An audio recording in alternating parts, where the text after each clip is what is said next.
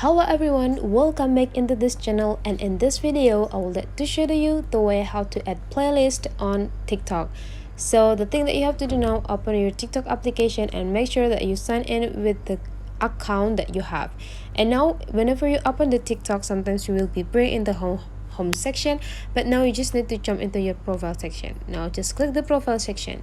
In this profile section there will be several parts that you can see here. So this will be anything about your profile, and this part will be all of the content that you have. So to add the playlist on a TikTok, you need to see this line. So this is the playlist that you have, and this part is the tools that you need to use to add the playlist. So you just need to go click this plus button to create the playlist, and after that you just need to name the playlist.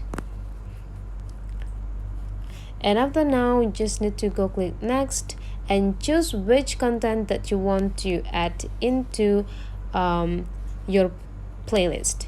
And after that you just need to go click done.